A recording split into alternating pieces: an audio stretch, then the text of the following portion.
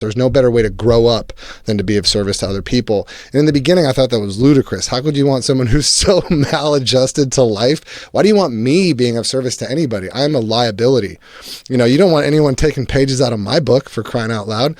But it wasn't about anything I needed to project. What was valuable about my experience was just that, my experience, going through liver failure and kidney failure and all those things that I went through. And what 12-step programs offered me is that new identity, that purposeful identity, and I've been chasing it ever since.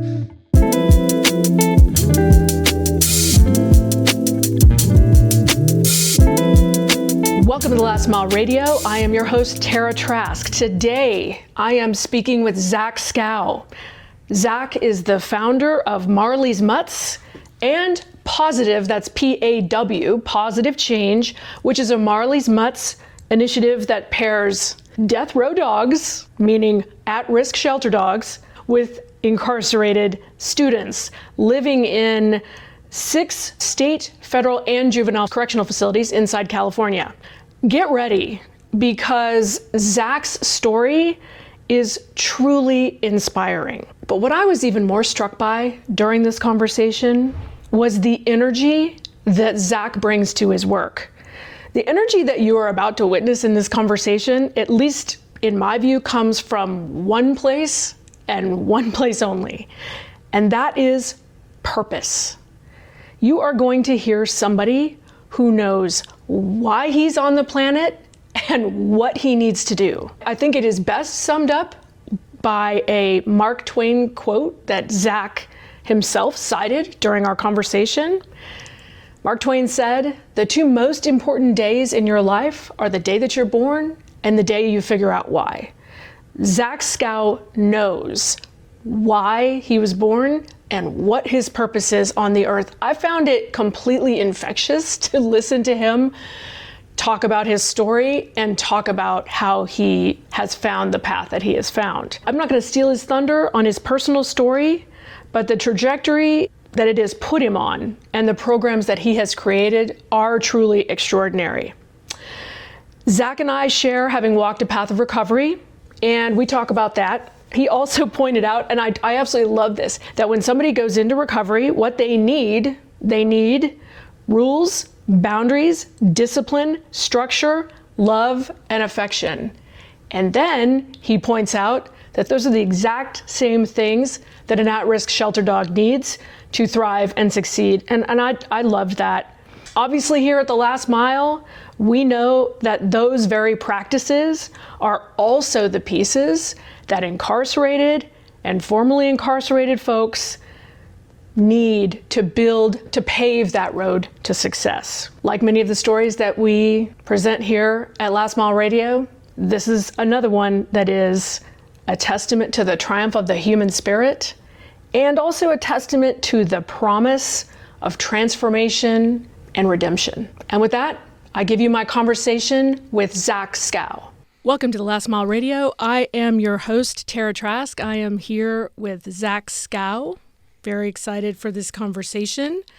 Let's just jump into it. Can you give me a little bit of your background and a little bit of your story, just kind of at a high level? Yeah, sure. I'll try to give the Cliff's Notes. So I founded Marley's Mutts Dog Rescue coming out of liver failure. I was diagnosed with what's called end-stage liver disease back in 2008. I was a, desperate alcoholic and drug addict, went into liver failure. Spent a lot of time in the hospital, got admitted to the comprehensive transplant program at Cedars-Sinai here in Beverly Hills, the same hospital I was born at. And long story short, when I got sent home to try to qualify for that transplant, I needed to accumulate 6 months of sobriety to get my liver transplant. Those are the conditions of the transplant hospital.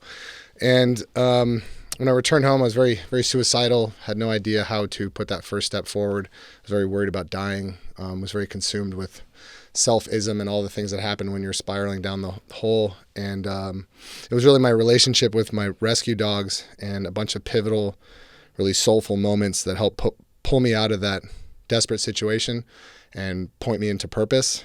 And this is nothing I ever planned on doing. I never said to myself, I'm going to become an animal rescuer. I'm going to become a incarcerated individual proponent or advocate. None of these things were planned, but it all came out of being of service, discovering service in sobriety. So long story short, my dogs really helped pull me out of that spiral, helped point me in a direction of service and faith and trying to serve a power greater than myself.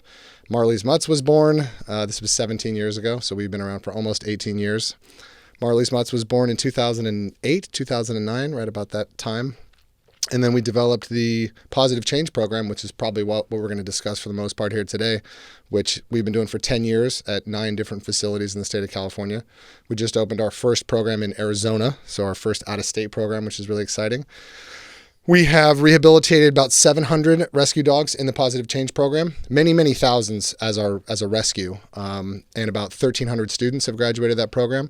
The purpose of Pawsitive Change is to take euthanasia-listed dogs. These are young, large dogs with no skills, no skills to get adopted and stay adopted.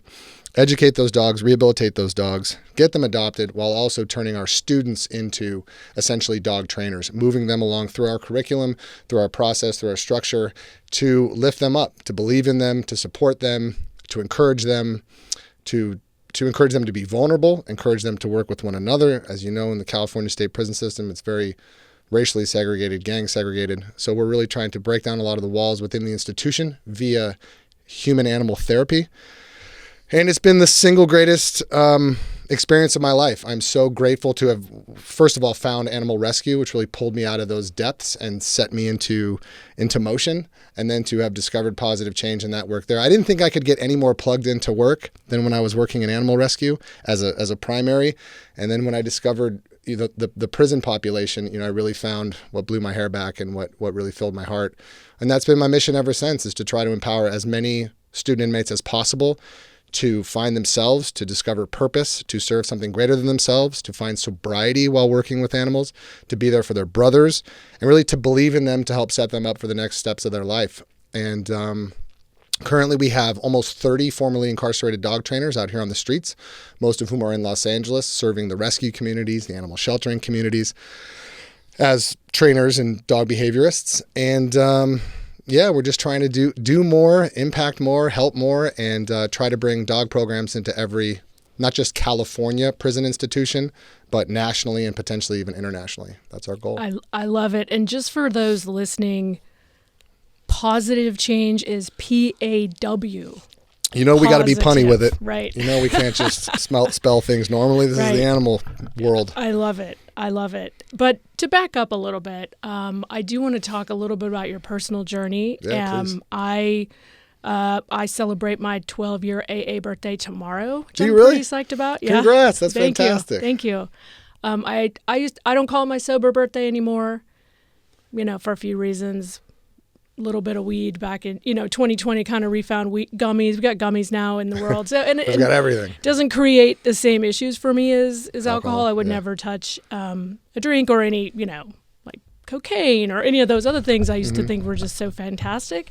But listening to you reminds me of, there's this, I don't know if you've ever heard these guys. There are these two old dudes who do like a big book study, and it's on a podcast. I've listened to it, and they talk a lot. They kind of just work through the steps. There's these two old Southern guys. And when they're talking about step 7, which is sort of an unsung step, they say, he stops and he said, people like you and me are the luckiest people in the world because we get to live 2 lives. We live the one that we had before, and we live the one after. Yeah. And it's just so profound to me.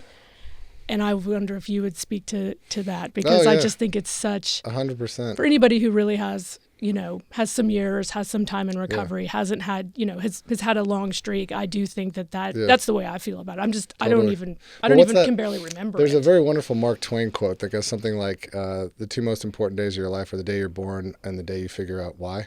Yes. And I could have never found the why without sobriety, without the program of Alcoholics Anonymous. And I came in on a liver transplant card.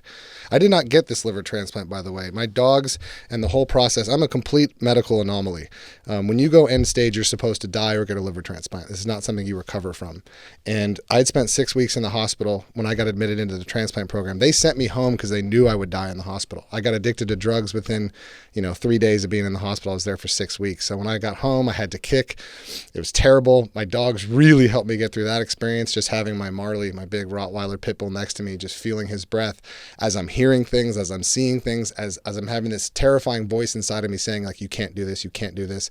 It was beyond fear too. It's like, it's not going through withdrawals or having this existential crisis brought about by alcoholism and drug addiction is so much worse than fear. It's not just fear. It's you can't be around, you can't tolerate being in your own skin.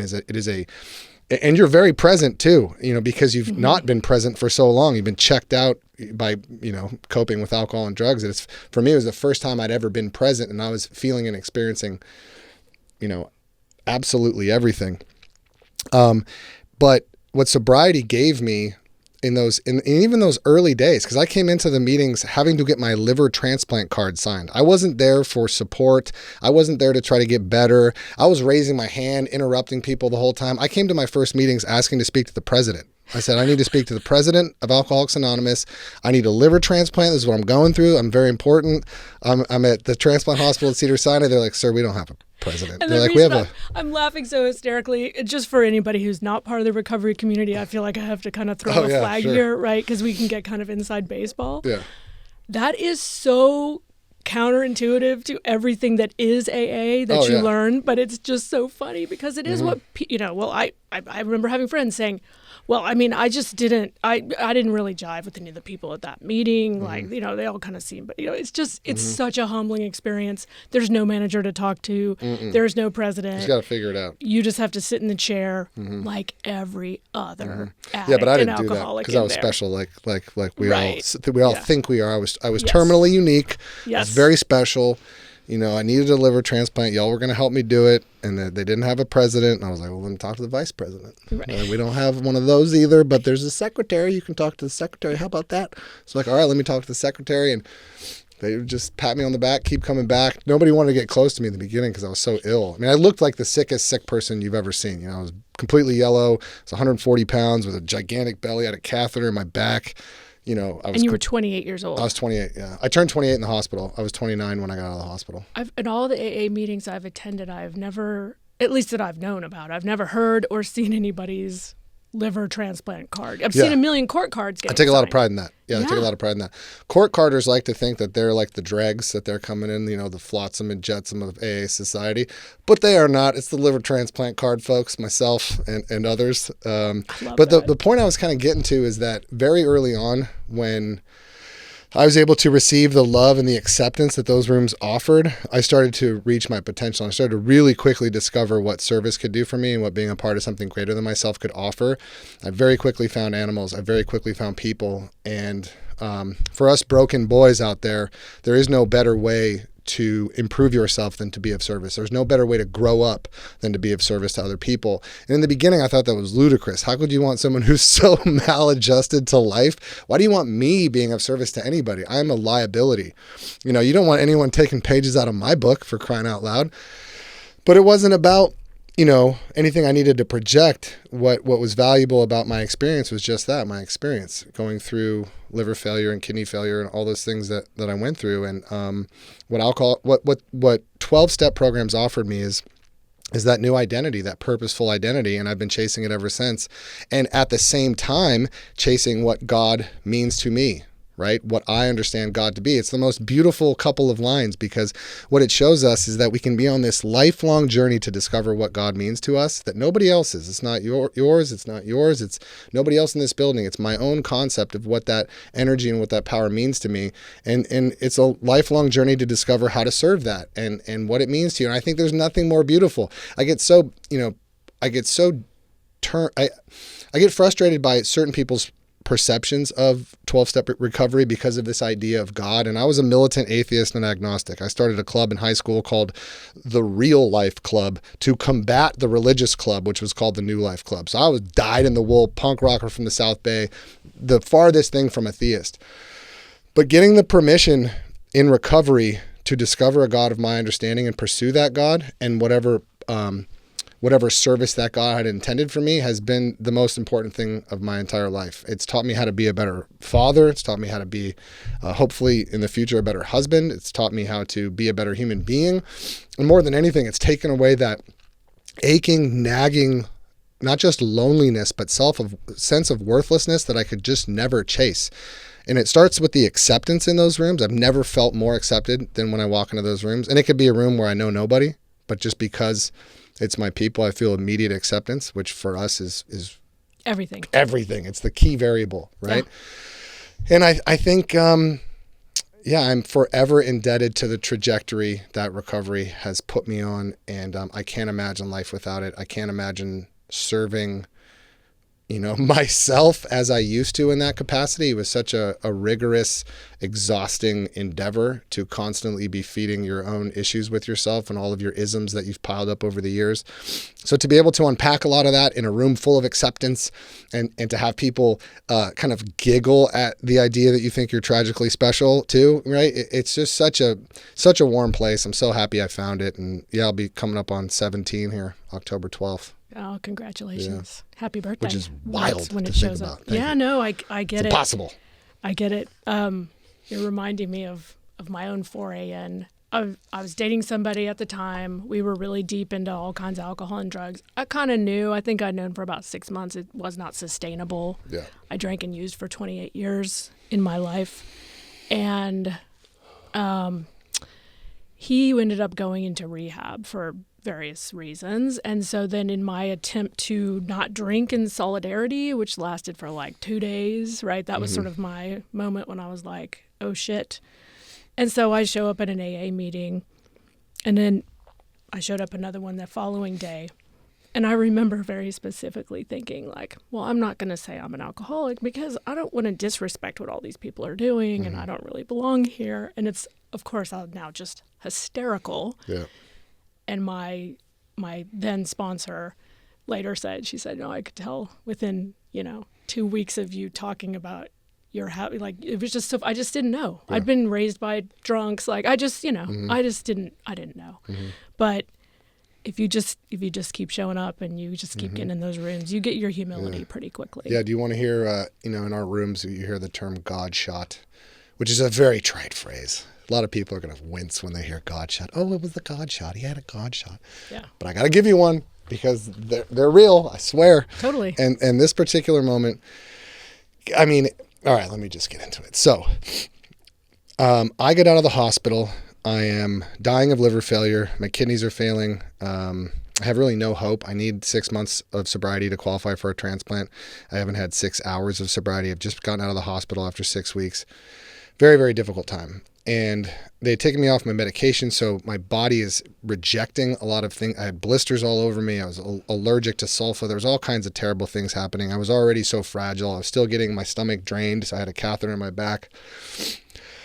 And I was in the downstairs bedroom. I just, had a really tough evening of not being able to control my bowels in bed. So I was completely dejected, really feeling worthless, just like waiting for my life to end. And I found in the closet a shoebox, which was my grandmother's things. My grandmother had very few things when she passed away, just a couple of shoeboxes. I opened the top of it, and there's staring at me a 24-hour day book, right? And I know exactly what it is because I've been in the meeting halls for exactly a month, and they've been giving me literature, throwing books at me. I'm going, what is this stuff? But I could recognize it. But it's in with all my grandmother's things, handkerchiefs, little necklaces, things like that. And I open it up, and it is my grandfather's Social Security card. I've never met my grandfather. My dad barely knew him. He died of alcoholism, of liver failure, the same exact disease I had when he was 41 years old. My dad was 14. So I know that. I'm aware of my grandfather, but we've never spoken about it. The times we have brought it up, it's very difficult for my dad. He doesn't want to talk about it. He doesn't want to hear about it. His father died. He didn't cry when his father died. That was really the only thing he would tell me, is that he didn't cry when he found out his dad passed away. So I open this, and here's this man's social security card. His name is Kermit Alden Skow, right? And then I start flipping through it, and I see another page with Friedman. It has some numbers on it. And then it's marked. It's got a ribbon marked for one of the dates. And if you know the 24-hour day book, it's got a prayer day, a thought of the day. Yep. You know, and so you're kind of using it as inspiration daily to help plug yourself into sobriety. So I bring it out to my dad. He's sitting on the couch. And I said, Dad, I found your dad's 24-hour day book. Can you believe this? Like, check this thing out. He starts flipping through it, and he gets to the page that's marked. And he goes, "I'll be damned. And I go, what? He goes, "It's marked July 3rd. I go, "What was July 3rd? He goes, "That's the day he died." So my grandfather, who died of liver failure, July 3rd, 1961, read this book, July 3rd, 1961, the day he died. He closed it. He hasn't opened it, hasn't been opened since. I find it 60 years later, or however many years later, dying of liver failure, needing something, needing a God shot, needing some hope, needing something that tells me that the universe is thinking about me, that God's thinking about me, that I'm going to be okay. And it's been my prized possession ever since. And I brought it into the meeting that night, and my sponsor, he knew exactly what it was. He starts flipping through it, and he goes, with the extra piece of paper, he goes, "Yep, well, Friedman was his sponsor. This is his phone number," because there were fewer digits back then. And when it says 730 Cadillac, that's the 730 Men's Stag Cadillac, a meeting on Cadillac Street, downtown Los Angeles. I go, holy, and everybody got the heebie-jeebies, and I passed the book around to everybody, and everybody held it and said a prayer over it. And it's my most prized possession. I still, even recounting the story, it's I mean, it's an incredible story. Yeah. That is. Yeah, so wait your turn. Your God shot will happen. I mean, and that's what they say, right? Just keep showing up. Just keep showing up. Just keep going into the rooms, and God will turn up. And I'm with you. I was the same. Like, even saying it now, like, I don't love saying God. I know what I mean. Yeah. I know what I mean. And for me, it's in the big book, right? Can we pack into the stream of life? What all can we pack into the stream of life, right? I just love that phrase. And for me, that was always, I think of God more in the terms of nature. But AA lets you do whatever you want. I struggle too with the criticisms of that, because I'm like, really? Can you not have the nuance to look past the fact that this was a book that was written in the 30s by a dude? It certainly doesn't mean that there's not a lot in there that's very... Yeah, God is a difficult term for sure. So many people have been sort of traumatized or indoctrinated through that word. Until we get a better one, that's kind of what we got. My dad always says cosmic muffin. That's his take. Dad says the cosmic muffin. I don't think that's going to take, but... Yeah. But, we'll as the program tells us, like, it's just whatever works for you. Just figure it out. Yeah. It just can't be you. Mm-hmm. Right. It just can't be you. Yeah. So... I know your dogs were a very profound thing, right? I guess at some point during this early process, your dogs, you look up, your dogs are wagging their tails in unison. How was it that your dogs became that first initial step in the right direction for you? Well, my dogs became critical to not just my recovery, but to my existence, because I didn't have what it took to love myself enough to be alive. I did not love myself enough to be alive. And from the moment I woke up until the moment I went to bed, I was trying to chant myself down to a point where I would take my life. And then I got so frustrated that I didn't have the guts to take my own life. I would sit there and rack my dad's 9mm, rack all the bullets out, put them back in, rack all the bullets out, daydream about where I was going to take my dog Tug and on a hike, in which cave I was going to go take my life in, and just all kinds of, I was obsessed with leaving this earth. I was obsessed with trying to escape the thoughts that were happening in my mind, which I used to escape with drugs and alcohol. And then I just found a compartment in my brain that was so dark and so negative, because I needed to entertain something. I was helpless. I couldn't control anything that was in my life, or at least I felt like I couldn't. And I had no self-love. I had a tremendous amount of self-loathing. Self-loathing might not even be the term. It was my own ego and sub-ego were trying to take me out, on a regular basis. And there was a morning where I had, again, gone to the bathroom in bed, which was a process to try to clean up. It was the middle of the night, and I didn't want to wake my dad up. And I passed by the window in the bathroom. And when you see yourself nude when you're in liver failure, it's astonishing. It's a shocking moment. And so I pass by the mirror, and I've got poo on me, and completely yellow and purple. I have bruises all over every square inch of my body. I've been in the hospital, so wherever they put needles is totally purple. And I kind of leaned into and I had this huge belly. My belly button's herniated. I looked 9 months pregnant. I got no butt. I had this little old man shriveled bum, which I remember for some reason. Maybe it's because I used to have a decent butt. I don't know. And I just had this really, really terrible moment where I was staring at my eyes and I'd come to this realization that I didn't recognize myself, like fundamentally, you know. And up to that point, I think I'd always kind of recognized myself and that I was struggling through this experience. But when you stare in a mirror and you don't recognize what's looking back at you, and you're stone cold sober, it is a shocking awakening. It was a really shocking awakening. And in this moment, I just thought, oh my God, like, look at what you've become. And not just look what you become, but it's very obvious that you're not going to make it. And we're belaboring this, and we're just dragging this out for as long as possible. My dad can't handle it. I'm a burden to my family. I'm a complete liability to myself and others. I don't know how to take a step forward. I just don't know how. And the loathing I was experiencing was such a heavy weight that I couldn't shake it no matter what I tried to do. And I couldn't find any way to love myself or to even just get out of the way for a second to have some modicum of self-acceptance. And like in that moment, I just knew, okay, well, this is it, bud. Like you know what you have to do. And I looked down at my dogs, and all three of them were just looking up at me. Sorry. No, it's okay. All three of my dogs were looking up at me next to the toilet, kind of in a row, just wagging their tails, looking at me with this undying acceptance and love and really acknowledgement. It wasn't just that they were seeing me or acknowledging that I was in the room. It was this, Dad, we got you. We see you. And we know you're in there.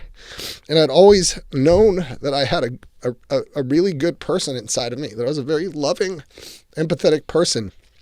But I couldn't get out of my way long enough to really experience that human or nurture that human. And my dogs were just giving me this, just staring, just love daggers into me that were so accepting and so affirming and such an unconditional, unwavering acknowledgement that I was there, that I was still here, that I was still in the fight, and that we could do this. And that if we couldn't do it, we were going to at least give it a shot. And so that's what we did, you know, that day. I'm sorry, it's hard to think about. No, it's okay. I mean, I think that anybody who has had a beloved pet who's a dog understands that they see us, you know, what's the saying? Like, if you could see yourself through the eyes of your dog. Yeah. Uh-huh. But this is just a more profound example of that. Yeah. Because you couldn't see yourself at all. And yeah. Most of us can at least glimpse, no matter how much of a dark place we're in, but that was for sure a rock bottom. It wasn't just that I was in this really dark place, is that I had no way to navigate out of it. I was in such a mental spiral of negativity. Negativity begets negativity, and having my dogs just look up at me with acceptance wasn't going to be enough. But that moment of, Dad, you're in there. Dad, we see you. Dad, you're going to get through this. Dad, we got you. Set up the rest of my life from that point on. We didn't go to bed that night. I stayed up. I journaled for the rest of the night. And I remember thinking, I'm going to die. Someone's going to find this journal, and they're not going to think it's profound. They're going to think to themselves, holy shit, this guy can't spell and his handwriting is terrible. We'll leave this out of the funeral, you know? I mean, that's what I was obsessed, because I just kept writing and writing and writing that day. And then we watched the sunrise, and it was the most beautiful sunrise I'd ever seen in my life. And I couldn't believe that I was seeing that sunrise. I think I'd probably seen a million sunrises in the past, usually on drugs. And I was taken back by how awe-inspiring the sunrise was. And we walked. We just started to try to walk. And at the time, I had ammonia on my brain, you know, to a large degree. So I would kind of vacillate between coherent and completely incoherent, and present and totally checked out. Not because I wanted to, just when your liver isn't functioning, ammonia builds up on your brain. And the only way to deal with it is taking these terrible medications called enulose and lactulose. But that was the first day of the rest of my life. We started to try to walk a little bit, because I couldn't get far, you know, at all. I was very, very ill. And I was still on crutches because I had this terrible imbalance. And that's what I focused on every day, was just putting one foot in front of the other, walking in the mountains, going to meetings, and trying to discover a God of my understanding, some modicum of self-acceptance and love, and just trying to get one more day, just one more day, just one more day. And what that set up for me was, what it did for me was plug me directly into my dogs. And at the time I was fostering, I'd been fostering since 2002. I'd been involved in animal welfare at the Mojave Animal Shelter in Kern County.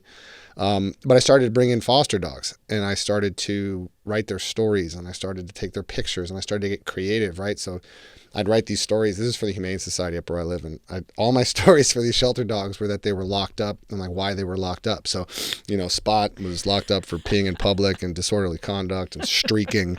And this is, just make up these outlandish, ridiculous stories and take really good pictures. So I started to get creative. I hadn't been creative in maybe my whole life. I've never plugged my own creative thoughts into anything, and certainly not for good. So I started bringing in, and those dogs started getting adopted. And then I started bringing in more dogs and more dogs. And every week I would go to Cedars for an update, and they would go through my imaging and they say, dude, we don't know what you're doing, but keep doing it because you're getting, you're slowly getting better. And then by the time I got 6 months of sobriety and qualified for my liver transplant, I no longer needed one, and they were baffled. And so I've been a part of a study at Cedars for many, many years, which looks at end-stage liver disease survivors, which has been great. I'm still part of that program. I go in every 6 months for a comprehensive transplant review to make sure that I'm still transplant eligible. Should I get sick? Should I have liver nodules or growths or take a turn for the worse? But just that experience of taking my focus away from myself and putting it into something that needs me, that can't advocate for itself, that is worthy, that is something positive. It changed it was so fulfilling to me. It was as fulfilling as drugs. It was more fulfilling because I could close my eyes and go to sleep at night knowing that I'd participated in something worthy and wonderful. And that's all I did for the next 17 years, is surround myself with foster dogs, foster as many dogs as I possibly can, build a huge foster network, created Marley's Mutts Dog Rescue. We soon thereafter created what's called Miracle Mutts, a very large therapy program. We have dozens of therapy dog teams that are going out in the community. We partner with over 100 nonprofit organizations, including Children's Hospital LA, Children's Hospital Madera, Adventist, Mercy South, all of these different hospitals and institutions. We have our Pawsitive Change program where we're going into the prisons and educating and training those dogs as well as our students. We have a Mutt Movers program, so we're schlepping dogs from areas of high concentration in euthanasia like Los Angeles and Kern County to the Pacific Northwest, to Montana, to Canada. We're doing all kinds of stuff. And I still, even as I tell the story of how this all came to fruition, it's so bizarre and so wild, but it's definitely, for what it's worth, in my opinion, divinely inspired through these dogs. And it's been a wonderful journey of self-discovery that I'm still 100% plugged into, and we'll see what's next, Yeah. It's amazing. We're going to get into all of that in more detail in just a minute. I'm Tara Trask, host of The Last Mile Radio, and we will be right back. Welcome back to The Last Mile Radio on Sirius XM. I am Tara Trask, your host, and I am back with Zach Skow. I don't want to mispronounce your last name. What a story that you have. I have to say, I love listening. I hated sunrises for the longest time. Oh, yeah. Because they were so tied to drug use. Mm-hmm. I'm over it now. Now I love a good sunrise, but that took years. So I'm hearing you say that really pinged in my head. But let's talk about Pawsitive Change. This is, I think, an offshoot of Marley's Mutts, but it is very specific to prisons. Mm-hmm. So can you tell us how that part of what your work entails came to be, what your first experiences were like in correctional facilities, and just give us the story. So when I first started Marley's Mutts, we didn't have a rescue ranch. We had no location to process, logistics center to process our dogs, store them, move them around, get them adopted, etc. We relied on foster homes. We were a foster-based organization. So I knew we needed more fosters. That was one thing. So it was always in my mind, how can we get more? And then I had a friend of mine, Robbie, who got out of prison after about a dozen years. And he was, I don't mean to say this to sound negative, but he was borderline feral when he got out of prison. He was very, covered in gang tattoos, very kind of shy, very difficult for him to interact with men and women. And we connected him with a dog that I was fostering that had been shot in the chest. We had we dug a 40 caliber bullet we had to remove 2 lobes of her lungs. But him adopting Shadow set his life on a completely different trajectory. We became really close. We started giving his testimony, my testimony at various places, sharing his story with the community. He became our ranch manager. He then went on to found his own nonprofit animal rescue called Strength of Shadow. Look it up. And that really showed me something. To watch Robbie, who was a pretty hopeless individual, not just resurrect his life, but become a community leader, become articulate, be able to embrace so much about himself that he was ashamed of in the past, was remarkable. So it was that moment that I really knew that we had to try to accomplish this. That was 2012, 2011. And I spent 4 years trying to get into the prison system, 4 years trying to have a prison or a jail agree to take a dog training program into its midst. So that would be a program where we're, again, taking dogs from euthanasia lists, bringing them into prison to provide rules, boundaries, discipline, structure, affection, all those things. One thing that's also very important to understand is that what human beings need in recovery is rules, boundaries, structure, exercise, affection, and love. What a dog needs in recovery is rules, boundaries, discipline, structure, exercise, affection, and love. So while you're giving this dog its rehabilitative steps, you're doing the same thing for yourself, which is extraordinarily transformational. But we did not get green lights, believe it or not. I know you'd be shocked to discover this, but the prison system nor the jail system was too thrilled to have us. We had some people who were advocates who were really pushing for us, but it just didn't happen. And then in January, really in 2015, and then it began January 2016, we started at California City Correctional Facility. Warden David Long, who's just an incredible warden. He's now with probation. He's one of the deputies up there. He accepted us into his institution. We started with 8 dogs, 24 students, and we never looked back. We ran programs, 4 programs, sometimes 5 a year at California City. We quickly expanded to Wasco State Prison, North Kern State Prison, and then to Level 4, 180 Corcoran State Prison, the only dog program to ever be run at an ADSEG kickout yard that was, a level 4 180. We developed juvenile programs, girls program in Bakersfield at the Pathways Center, which is for repeat offender girls. We established a program here in Los Angeles and Malibu at Camp Kilpatrick, thanks to people like Scott Budnick and the supervisor's office and others who really helped drive that forward. We've just opened up a new program in Arizona at Lewis Correctional Facility, which is our first out-of-state program. And then really our seminal, the program we hang our hat on is Tehachapi State Prison. We have 2 programs there, one at the level 4, one at the level 2 at Charlie Yard. And it's... and just for listeners, if people don't understand, level 2, level 4, will you give a little explanation of that? Yeah, sure. So most folks who are incarcerated, the California penal system is organized through essentially levels 1, 2, 3, 4, level 4, 270, level 4, 180. Level 4, 180 is the most secure institutions that we have. What's very challenging about level 4 institutions is that there is not a lot of programming. Programming is virtually non-existent. It's difficult to build operational procedures to operate within these institutions. So if you want to teach a class, operate a program, do something beneficial, you have to carve out an operational procedure that fits within that institution. So that requires a lot of work, and you got to get along, and you got to negotiate, and you got to figure out how you're going to make it work. And with dogs, they have a particular amount of flexibility and movement within the facility. The dogs have to get out. They have to be put back. They have to go to the evacuate. They have to do all these things. So whether the institution's on a lockdown or not, the dogs are getting out. So it is a huge privilege to be part of the Pawsitive Change program, because if that whole entire institution's on lockdown, guess what? The dogs are still getting out. So the dog programmers are still getting to function. They're still getting freedom of movement. So, we've really dialed that process in of not only building successful operational procedures, but incredible curriculum that focuses on dog psychology, that focuses on substance abuse, that focuses on vulnerability.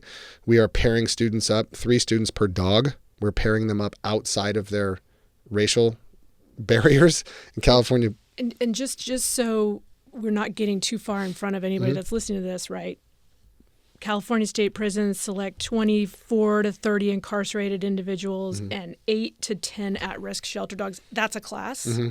That's a class. We teach that class once a week, 2 to 4 hours. We're going in there with several dog trainers, myself included. Our trainers are incredible. We've had some of the best trainers, I would say the best trainers in the state of California have been involved in our program, most of whom we met through the Dog Psychology Center, Cesar Milan, and his incredible center in Santa Clarita. Colleen, Kim, Sam, Lisa, Leah, all these incredible women. It was really women, dedicated, very powerful, very skilled, calm, assertive women that really floated this program, that helped it get from just an idea to something that was carried out with tremendous efficacy. And luckily my job really has got to be just going in there to believe in them. My job is to go into prison and believe in individuals every day, to make eye contact with them, to love them, to shake their hands, to dab them up, to hug them, and to, which is another thing we should talk about for a second, because it was not easy to be affectionate in prison in the beginning. There was one time I even got body checked by a sergeant for familiar contact. You know, I had been on paternity leave, and this dude fully assaulted me because I was hugging one of my inmates after not seeing him for a bunch of months. And what they've really done is understand that the prison system today, at least the folks that we work with at our institutions, understand the value of this, understand the value of believing in people and having someone come in who's going to share that love and try to leave a positive streak wherever they go. And they've really given me the freedom to do that, which I first really saw with Scott Budnick and watching him inside of institutions and how he shares himself, how he applies himself with dignity and respect and love, and how far that goes. So I'm all in with that. That's really how I comport myself. Is my job is to go in there, try to believe in you to the best of my ability and help, put some wind in your sails so that you believe in yourself, And I think the triple whammy of the dogs believing in them, me believing in them, and then the entire structure of the program believing in them, the trainers, just how it was formatted, really combines to help these guys totally and utterly change their trajectory. And not just find employment in the pet industry should they want, but to fundamentally change their lives in a number of ways, whether it's sobriety, whether it's trauma-informed awareness, whether it's processing loss and all of these different things. Like, one of the best quotes that I've ever heard in my entire life was on this show, and it was Father Greg. And what he basically said is that, there are no, gosh, it was the most beautiful statement. He essentially said, we all belong to one another and none of us are inherently evil. That he's never met an inherently evil person, that he's met damaged people, traumatized people, dejected people. And that's an attitude I always take in with me. Every time I walk into prison, which is 3 times a week, I always take that attitude in, that I'm going to give love, respect, and dignity to everybody that crosses my path. And obviously when you're walking into prison and you got 2 dogs with you, I have a 2-legged poodle with pink ears, and painted toenails, and I have a golden retriever that I brought back from Lebanon. Imagine walking through a level 4 yard. You're going to get a lot of attention. So people are coming up to me constantly while we're there, and it's one of the most beautiful experiences to get to bring those kiddos into prison, leave that positive streak, prop up these programs and just watch the entire energy of the institution change. When you have dogs on a yard, especially a level 4 or level 3, everything changes. Everything changes. You're bringing a little bit of home in there. Those dogs not only represent home and unconditional love, but they represent trust, that we're trusting these individuals with a life, which is critical for them. To be believed in, to have someone come in and believe in you when you've been told your entire life that you're worth less in one way or another is transformational. And you watch these guys get that spirit in them. You watch them start to feel a part of. You watch them start to feel empowered. You watch them start to put their shoulders back and their chest out in a real way, not in a prison yard walk kind of a way, but to really start to feel confidence in themselves and to experience self-esteem. And that's my favorite thing about Pawsitive Change, is that it is self-esteem inducing via action. Pawsitive Change is a program of action. And to be clear, which is, again, it's so abundantly clear that this program was brought about by somebody who has a knowledge of recovery. Because, yes, we all know that having people believe in us, having some people care about us. I mean, we all have the stories of the people that held us and took care of us, particularly in early sobriety, when it was shocking, to have somebody, I'm like, what are you, wait, you care about me? I don't even understand. Yeah. But the other piece that I think is important for people to understand about the Pawsitive Change program is this is not an easy program. No. This is a program that's 14 weeks long, that has 14 hours a day. 14 hours a day, 14 weeks long. It has rigorous demands. People have to make decisions if they want to apply to be part of it, I'm assuming. That's where the esteem gets built as well. Yeah, so it's the balancing of, yes, there's support, yes, there's love, yes, there's compassion, there's acceptance, but you got to do the work. Yep. And that commitment is critical because most people will do long terms in prison and they're going to be on that non-program rut. Most people that are in prison are stuck in a non-program rut, which is gangbanging, which is politically, involved in prison politics and all of that. All of the negative things that are associated with that rut. If you can get people out of that rut and into the prison programming groove, then you start to change lives. And a lot of guys, the first program they've experienced while they're incarcerated is Pawsitive Change. And after they graduate Pawsitive Change, in most cases, they re-enlist. But a lot of people will go on to do OMCP or the Last Mile or all these other different programs because they got plucked out of that rut and now they're in a groove and their whole trajectory has changed. And that is the most important thing we can do in the prison system is get people out of that rut and into the programming groove. But in order to facilitate that, there also has to be sobriety or access to sobriety because prison is filled. Drugs are ubiquitous in prison. They are everywhere. And you can never expect to succeed in programming if you're weighted down by addiction. So, that's in terms of my future in prison work and programming, a big part of what we're transitioning towards is substance abuse programming with therapy dogs, 12 steps of dog training and 12 steps of recovery. Most people don't ever get to finish the steps while they're inside. They're not working with a sponsor. They're not being guided through it. It's a very unemotional, unvulnerable experience. When you can have someone from the outside or a group of people present from the outside who come in to share in those sober experiences and really set the bar in terms of vulnerability, then you start to see change. When I go to meetings in there, and I've been going to meetings in prison for 15 years, if you allow that meeting to just take place as it normally would with no facilitator there, there's very little vulnerability. Nobody wants to talk. It's kind of cold. There's usually a correctional officer that's facilitating that meeting. But if you come in and set the stage with some vulnerability and you show them what's possible or what's allowable, the floodgates open. Especially if you start to go consistently, you start to see radical vulnerability. Radical change. Yeah. I mean, I was looking at a video about the program in preparing for this discussion, and there was a really moving quote by one of the participants in the program, incarcerated, and he said, "Since I've been down," meaning incarcerated, right? "Since I've been down, I haven't felt emotions. Yeah. Now I feel love." Yeah.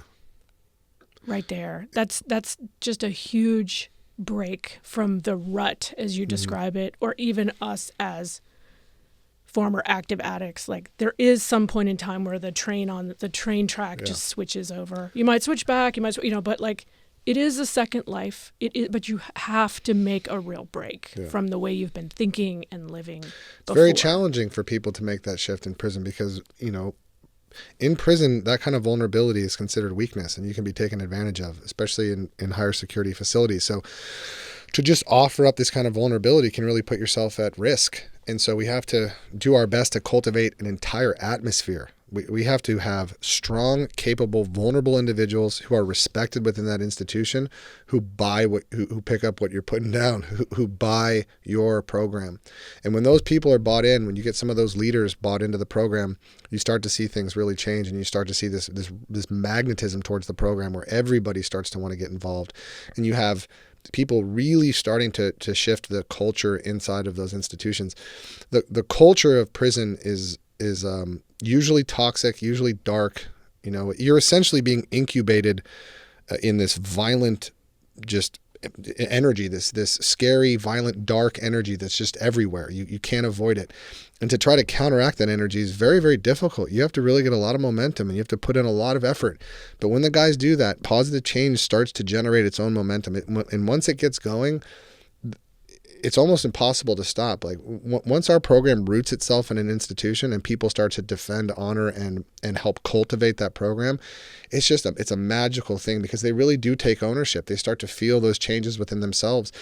And there are also practical things that this program does. It's giving you another shot at getting released.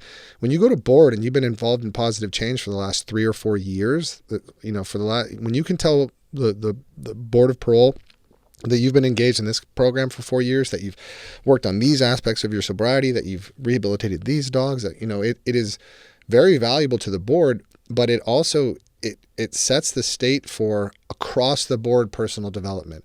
When you're engaged in positive change and the rules, boundaries, discipline, structure, love, affection, exercise, all those things, you are creating change in every avenue of your life. When you're taking care of a dog inside, you're that much more effective as a parent to those kids who are on the outside. There are more than 11 million kids directly affected by incarcerated parents. A lot of my students will never get to see their kids or don't get to see their kids, but there are still ways to be effective parents while they're incarcerated, and they start to embrace those roles in a different way. Their family can see them on our social media. That's one of the coolest things. I'll never forget this story. I had one of the best stories at California City is my buddy Todd Olds. He was a student of ours. He'd been incarcerated several times. He was on a 9-year term at this time. And he comes up to me. He's all excited one day in class. He runs up to me. He hands me this letter from his daughter. I start to read it. And it's got a picture of a really nasty dog on one side. And it says Todd. And then a really beautiful, nice dog on the other. And it says, mom's new boyfriend. So this is from his daughter. And it's telling him, hey, mom's got a new boyfriend. I want him to be my dad. I don't want you to be my dad. And because you're this mean, nasty dog, she was 9 years old when she sent this to him. And I'm reading this. I'm going, bro, what are you showing me this for? This is so negative. I'm so sorry you're going through this, brother. He goes, no. She wrote me that when I first got locked up. That was 9 years ago. She just turned 18. Let me show you this. Hands me another letter. It says, Dad. It addresses him as Dad. And it says, I've been watching you in the Pawsitive Change program. I've been seeing you train Reno, and I want to know all about Reno, and I'm so proud of you, and I can't believe you've been doing this, and I've been watching all your videos. And I just want to say, I want you to be in my life again. And not only do I want you to be in my life because of what I'm seeing, it's because I deserve you. I deserve to have you in my life, and I hope that we can facilitate a relationship. And Todd got out of prison. He moved up to Oregon. He's been a professional dog trainer the entire time. He's doing a tremendous job. He has a great relationship with his family. He's been training dogs for the firehouse up in his city in Oregon. Just remarkable. And these are the kind of stories that I almost have too many of them to share. They are constant. Some of these stories are being developed every week in Pawsitive Change. We have 5 programs. So you can imagine the number of families that are seeing their inspired loved ones behind bars can you imagine being out of sight, out of mind for an entire lifetime to some of these people and having nothing that really identifies you or gives you some sort of pride? So to have these loved ones be able to see their family working in the Pawsitive Change program, being a part of something greater than themselves, serving their community is really remarkable.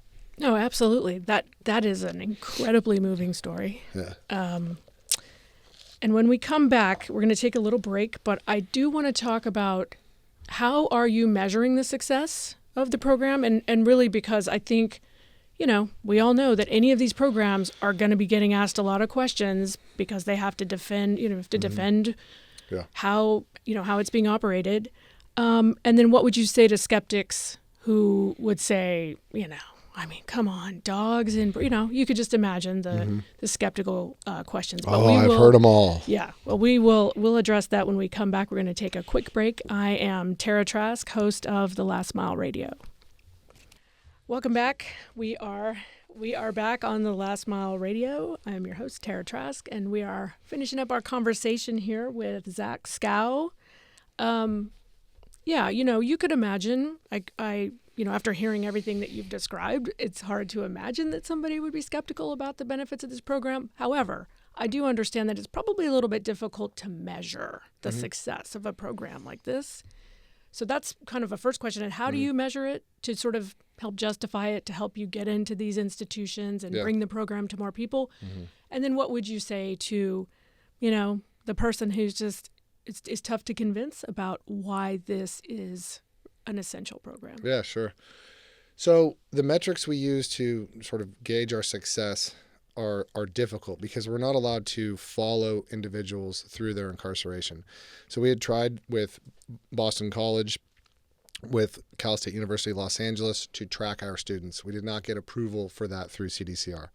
So it's virtually impossible for us to track, but we have our own way of being in contact with guys through messaging apps, through letters and things like that. So we've done our best to stay in touch with as many guys as we possibly can. I'm only aware of one student that's gone back to prison. He ended up back in our program at a different prison institution, which was wonderful.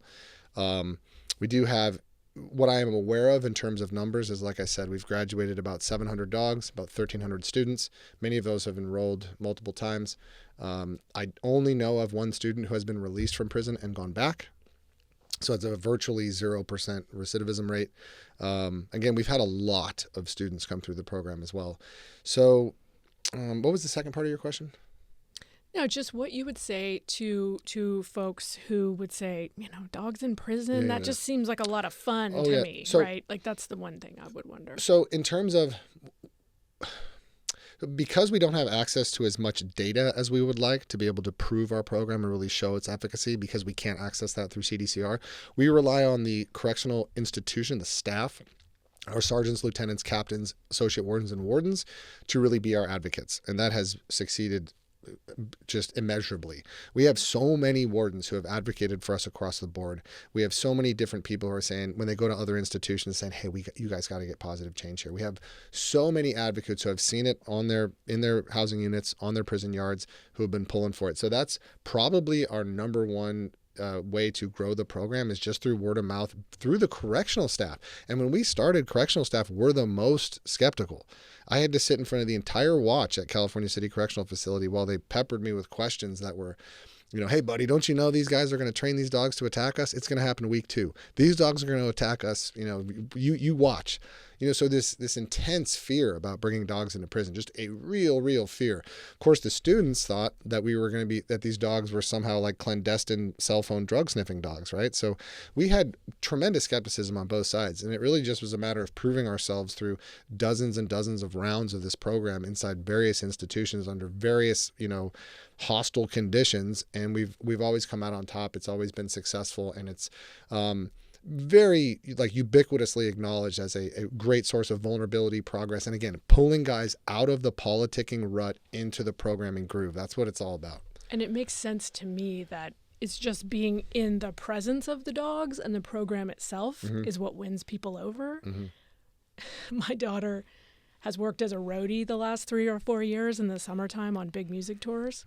And it's a known fact in the touring world that if it's mid-tour, everybody's nerves are frayed, everybody's irritated, maybe there's some internal political junk that's happening backstage or whatever, you do a puppy room.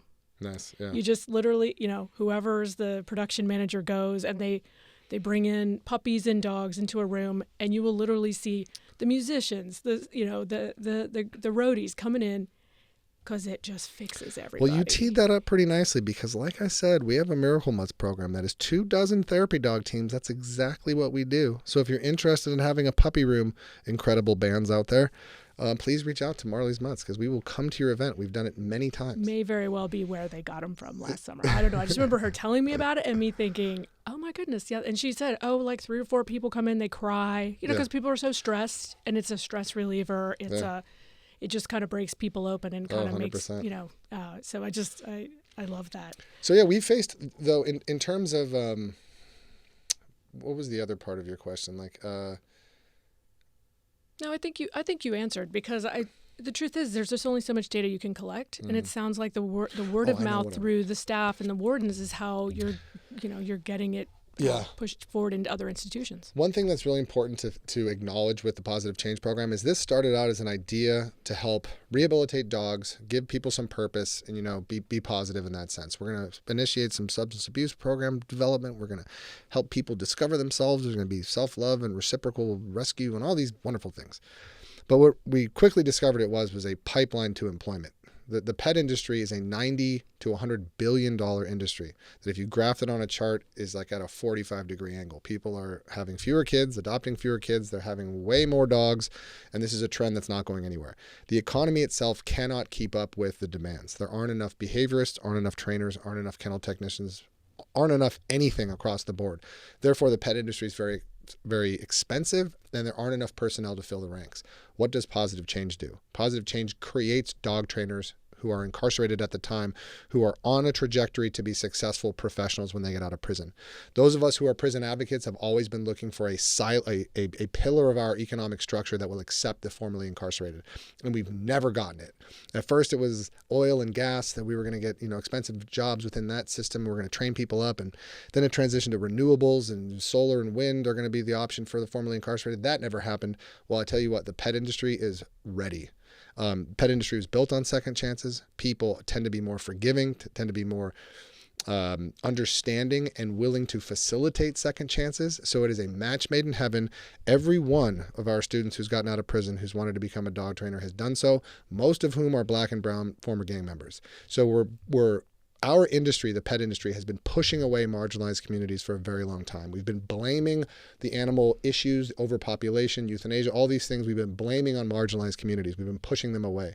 This is an opportunity to pull them into the solutions, pull them into this industry, employ them, and help really change the whole socioeconomic structure of the animal industry by employing them, by bringing in their culture, their ideas, all of these things. And that's what we've seen in spades. We have just down here alone, 15 formerly incarcerated dog trainers who are working directly with rescues, shelters, etc. So they're getting out of prison and being immediately productive within their communities, which is hugely impactful. And what it helps us understand is that we shouldn't seek to throw away our people or pets.